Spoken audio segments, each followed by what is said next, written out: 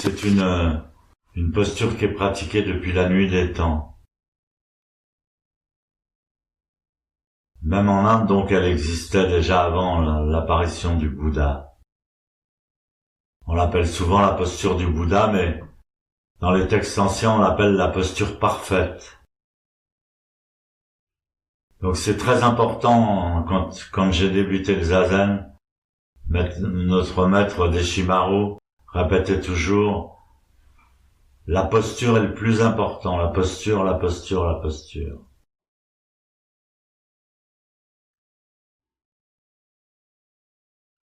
On pensait pas que pour méditer, c'était nécessaire d'être si pointilleux.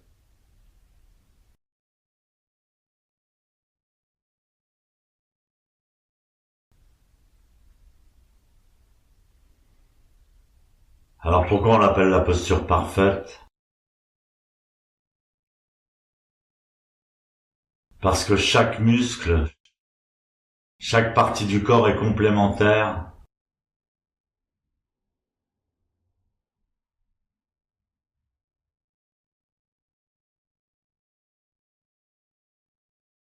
On va commencer donc par l'assise en elle-même. On ne doit pas être assis sur l'arrière des fesses, mais au contraire sur l'avant des fesses, sur le haut des cuisses, sur les ischions.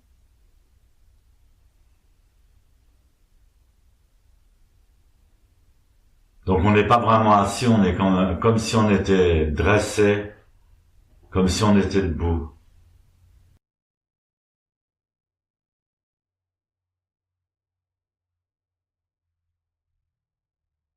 C'est une position dynamique. Pour ce faire, il faut basculer le bassin, c'est-à-dire au lieu d'avoir le dos rond, il faut avoir une légère cambrure au niveau de la 5e vertèbre lombaire.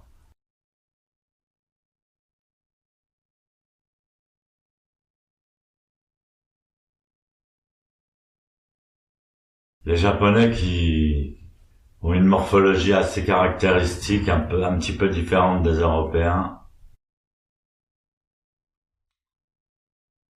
ils ont du mal à basculer le bassin, et pour expliquer les choses, ils disent il faut faire comme si l'anus regardait le soleil, pour donner une idée de la bascule du bassin.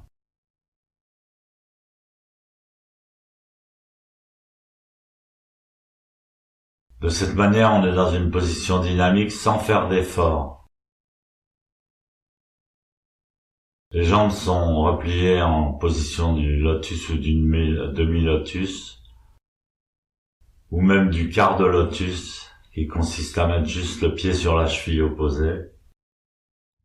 Ce qui est important, c'est que les genoux touchent le sol.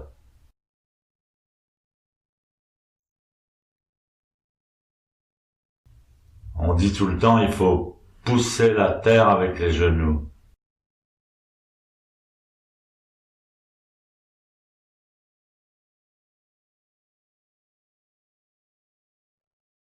Mais quand vous avez le pied sur la cuisse opposée, donc dans la position du lotus ou du demi-lotus, plus vous relâchez vos jambes, plus vous allez pousser, plus votre pied va pousser les genoux contre le sol. Donc plus vous vous relaxez, plus vous êtes dynamique. C'est la complémentarité des énergies dont je parlais tout à l'heure. La posture est parfaite. Plus vous vous laissez aller, plus vous êtes droit, plus vous êtes tonique.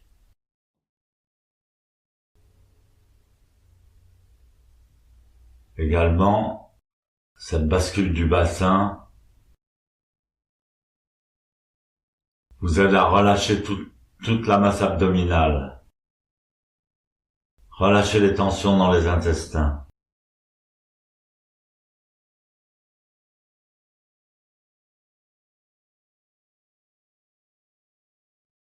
Bien sûr, la colonne vertébrale doit être tendue et tirée le plus possible. Et on pousse le ciel avec le sommet du crâne, avec la fontanelle. Donc on pousse les genoux, la terre avec les genoux, on pousse le ciel avec la tête.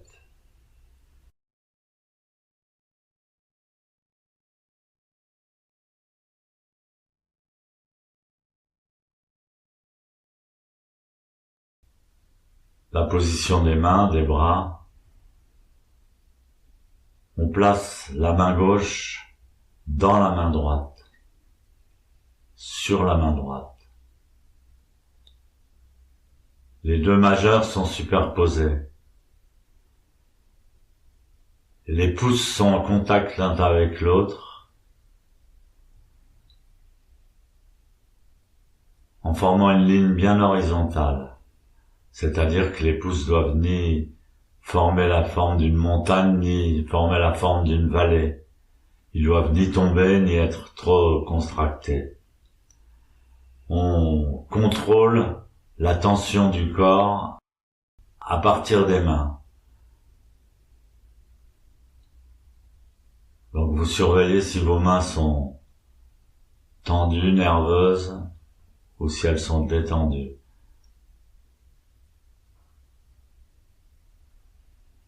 La pression des pouces l'un contre l'autre doit être douce et délicate.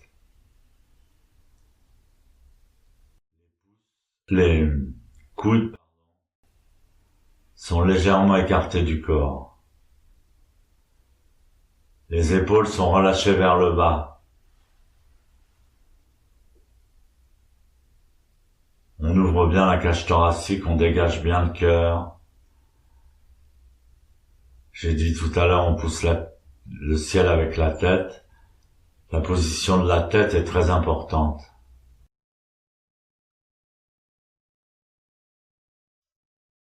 Mon maître répétait toujours menton rentré. Rentrez le menton et étirez la nuque. Ouvrez la partie primitive du cerveau, qui est derrière la nuque, en ouvrant l'arrière de la nuque comme si vous ouvriez une fenêtre.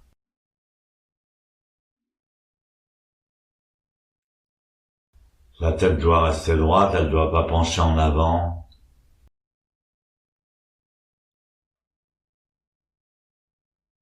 Ni être trop en arrière. Et évidemment, la position du buste, pareil, doit être droite.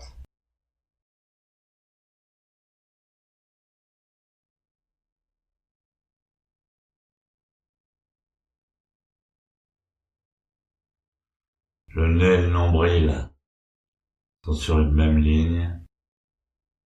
Les oreilles et les épaules sont sur un même plan. C'est la position de l'être humain, tout simplement parfaite, équilibrée.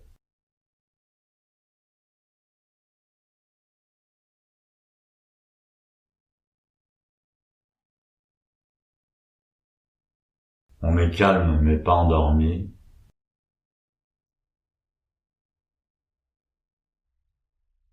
On est dynamique mais pas nerveux, pas énervé.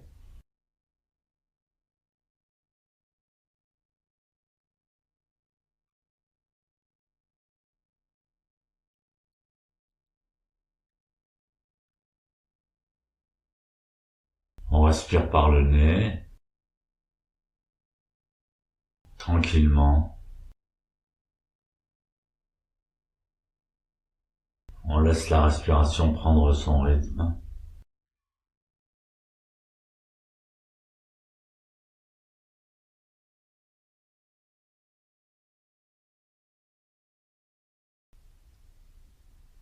Et quand on regarde sa respiration, on fait particulièrement attention à l'expiration.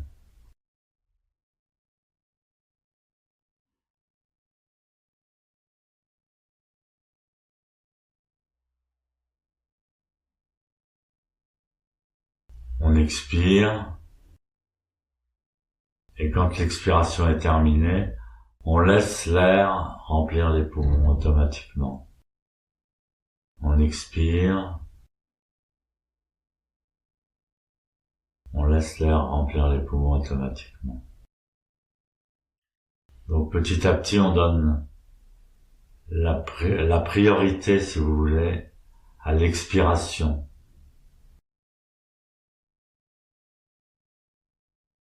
C'est le contraire de ce qu'on a tendance à faire dans la vie quotidienne, où on veut prendre d'abord et donner ensuite. On remarque dans le théâtre ou dans le mime, quand on fait du mime, la respiration a une grande importance. Par exemple, quand Pierrot offre une fleur à sa fiancée, il va expirer au moment de donner la fleur. S'il inspire au moment de donner la fleur, la sensation qu'aura le spectateur sera inversée. Il aura l'impression qu'il veut pas donner. Il donne à contre-cœur. Donc quand on a peur, on inspire. Quand on est malheureux, quand on pleure, on inspire.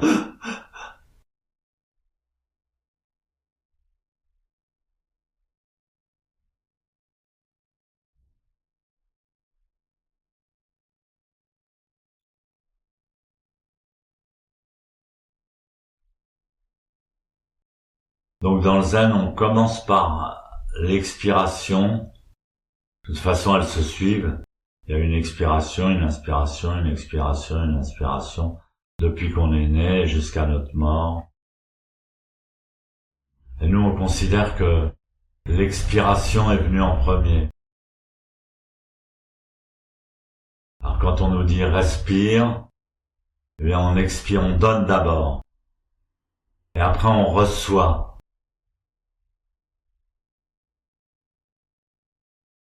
Ça a toute une incidence sur notre comportement dans la vie quotidienne.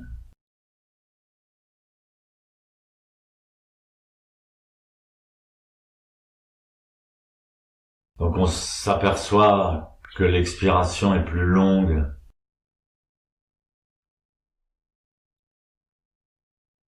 que l'inspiration.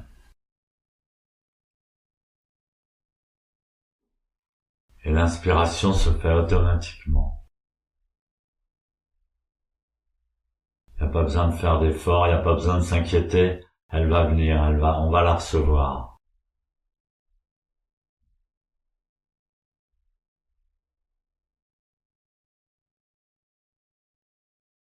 Déjà dans le langage du corps et de la posture, on découvre une infinité d'enseignements. Et de seulement pratiquer un peu cette méditation, ce zazen, cette posture de Bouddha, transforme rapidement notre manière de nous comporter dans la vie.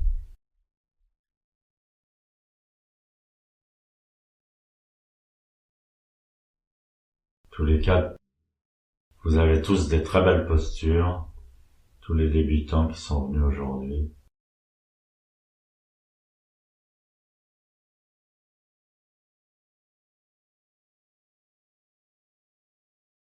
Kyosaku.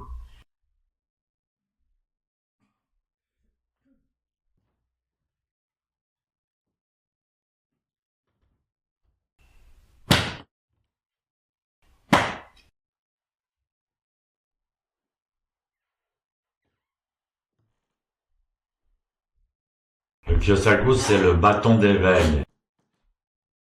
Quand on se sent trop tendu ou qu'on a du mal à se concentrer, on peut joindre les mains devant soi, à la hauteur du nez, et le Kyosaku passera vous donner un coup sur un point d'acupuncteur bien précis.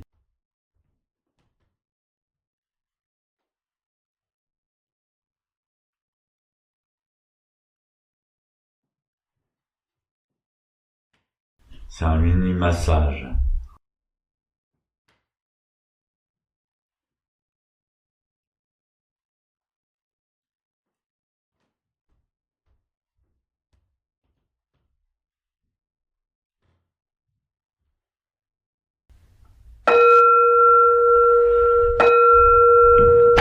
Alors vous basculez de droite à gauche avec une amplitude de plus en plus grande.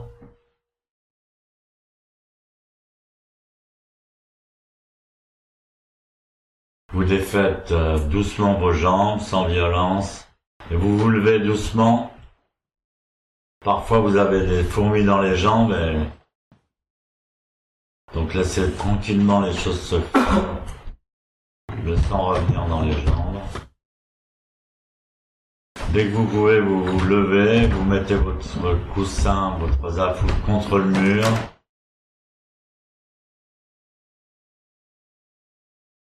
Vous mettez votre zafouk contre le mur.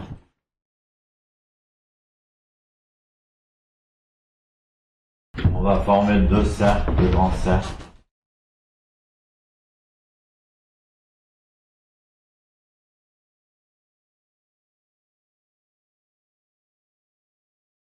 Deux grands cercles donc qui vont chacun tourner dans le sens des aiguilles d'une montre.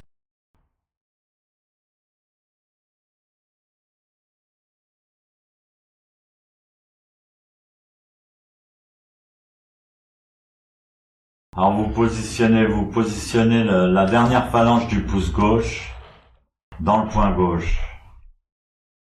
Et vous serrez le poing. C'est la position des bébés. Je sais pas si vous avez déjà vu les nouveau-nés, ils ont souvent cette posture-là. Ils prennent leur pouce dans leur poing. Vous placez la racine du pouce gauche contre le sternum, dans un petit creux qu'il y a sous le sternum et au-dessus du plexus solaire.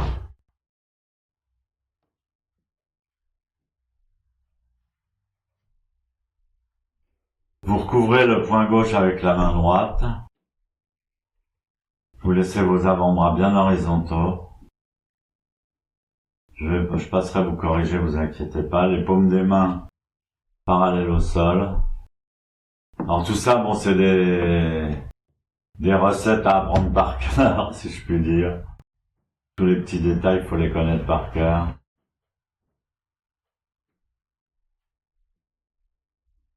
Les avant-bras horizontaux, les épaules décontractées. Dès qu'on décontracte quelque chose, qu'on relâche quelque chose, on libère autre chose. Dès qu'on libère, on acquiert de l'énergie. Toute l'énergie qui était prise par la tension disparaît.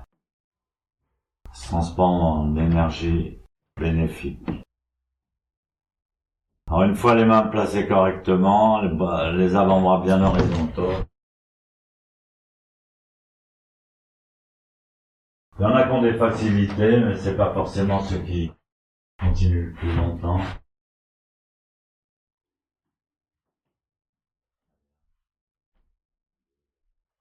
Rentrez bien le menton.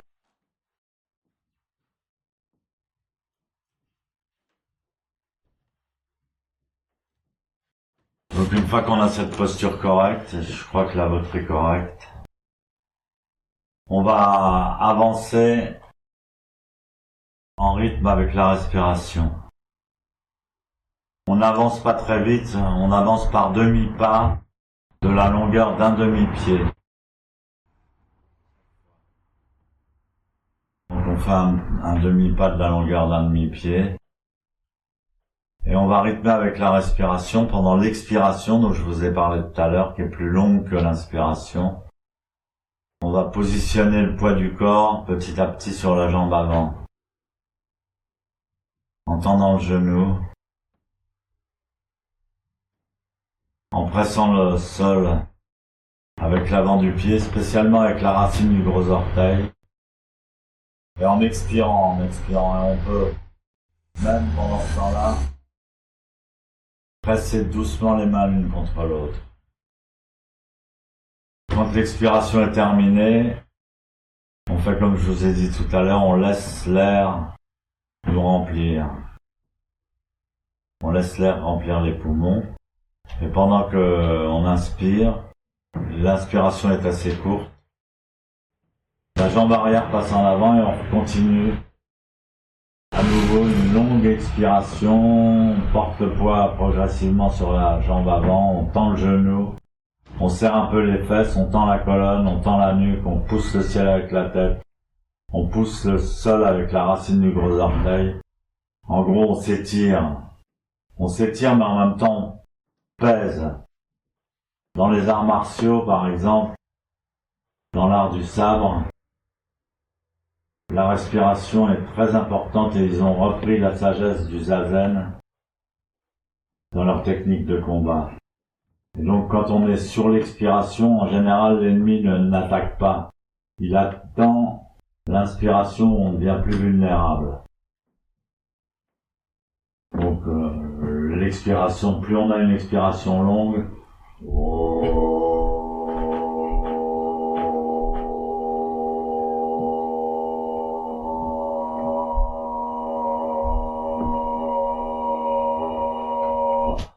plus on a une expiration longue, plus on est ancré dans le sol et moins on est vulnérable.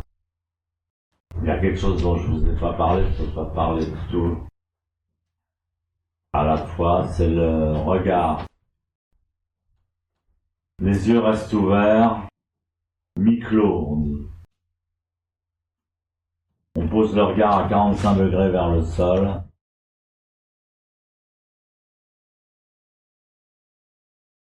Et on garde les yeux mi-clos. Ouais, ça fait beaucoup de détails à apprendre.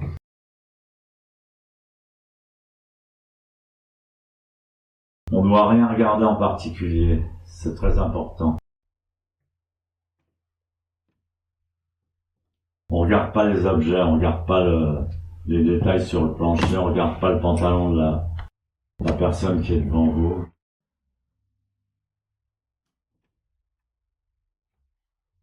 Les yeux sont ouverts, mais on ne regarde pas.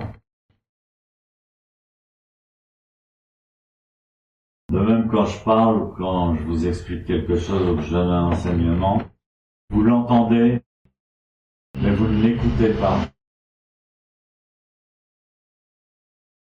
Au lieu de se servir du cerveau gauche, on va se servir du cerveau droit pendant zazen. On va favoriser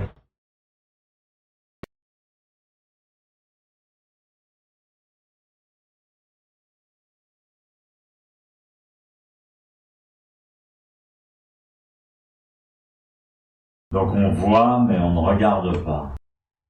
On s'aperçoit que, au lieu de fixer son attention sur une chose, sur un point, mais en fait on peut tout voir. On peut tout voir ce qui est dans la pièce.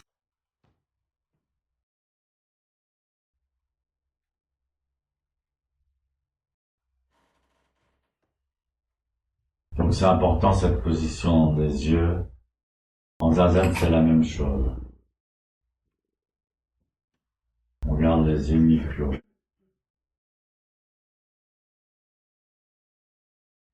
Gardez les paumes des mains bien parallèles au sol. Voilà, parfait. Les avant-bras bien horizontaux.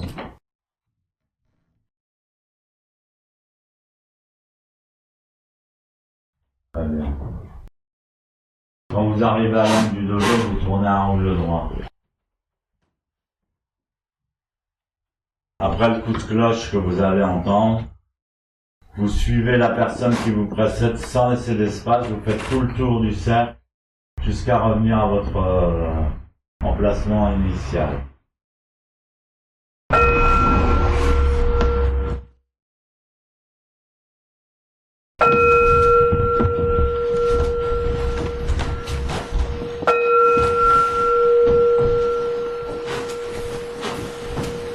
Alors il y a tout un petit rituel pour s'asseoir sur son coussin. Le zafu, c'est le siège du Bouddha. Il est cousu de manière traditionnelle avec 22 plis.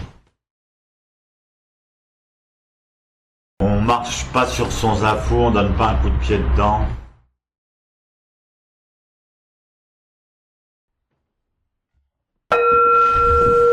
Quand quand on s'assoit, on va s'asseoir, on fait le tour du zafu par la gauche vers la droite.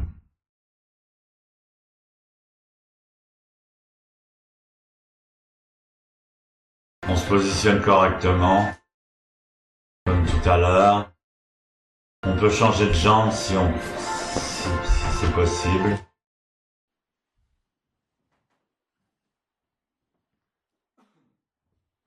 C'est très important au moment où on se positionne.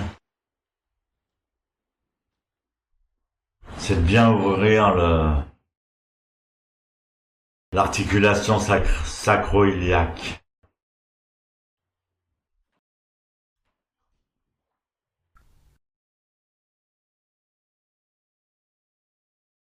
Vous voyez, cette posture de zazen est censée calmer le mental.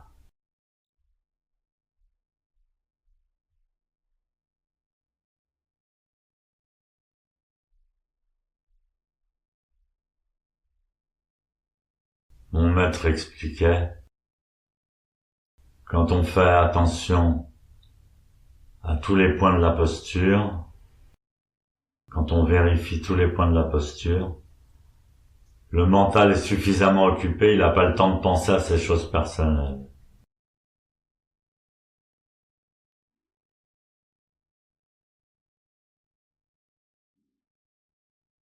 Ceci dit,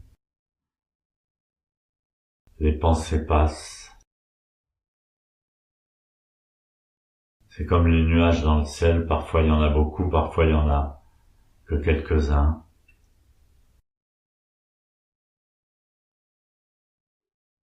Et en zazen, on est comme une montagne.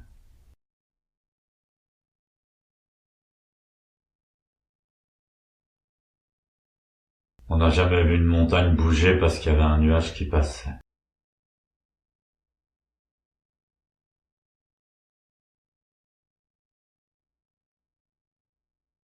Donc la phrase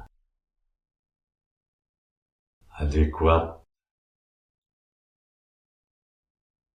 que nous répétait notre maître, c'était laisser passer, laisser passer.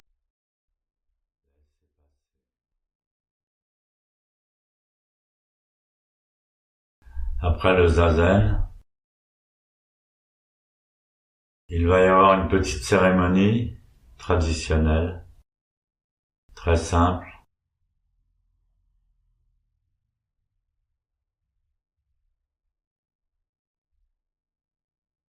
La cérémonie, c'est la même chose que zazen. D'ailleurs, des fois, on dit que le zazen est la plus haute cérémonie.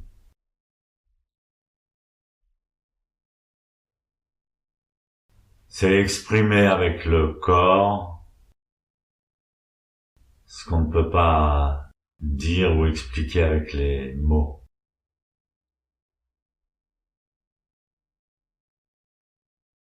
En particulier la prosternation, où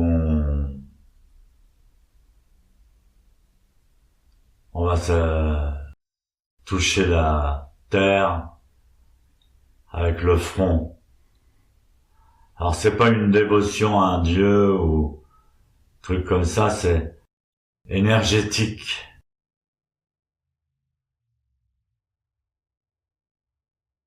C'est énergétique. En fait, tous les êtres humains ont les pieds enracinés dans le sol de notre terre, de notre planète. Mais chacun de nous a la tête qui vise une trajectoire différente. Quand tous les êtres humains sont debout sur la planète, chacun vise avec sa tête une direction différente. Mais par contre, tous les pieds sont unis dans la même direction, dans la même racine, qui est le centre de la Terre. On a tous les pieds qui vont vers le centre de la Terre. Donc on est en même temps complètement ensemble, et en même temps, chacun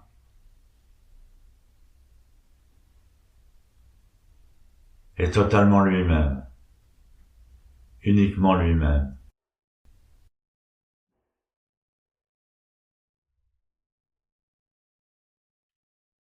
souverain. Donc le fait de toucher le sol avec sa tête, son cerveau, ça rend plus simple, ça simplifie, ça guérit l'esprit. On réinitialise son cerveau en le pointant vers le centre de la Terre.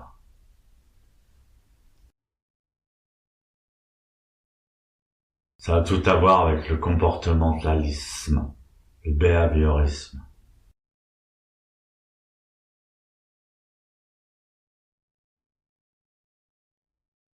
Alors nos cérémonies à nous sont un peu brouillons, mais au Japon, spécialement au temple de Sojiji qui est connu pour ça, il y a de très très très belles cérémonies.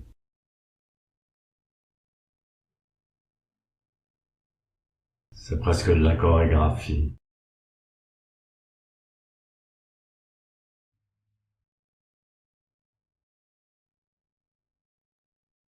Mais même si vous connaissez peu de remèdes,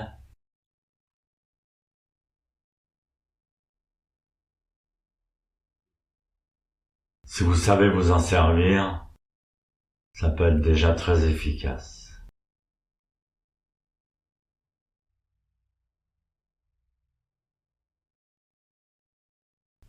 Kaijo.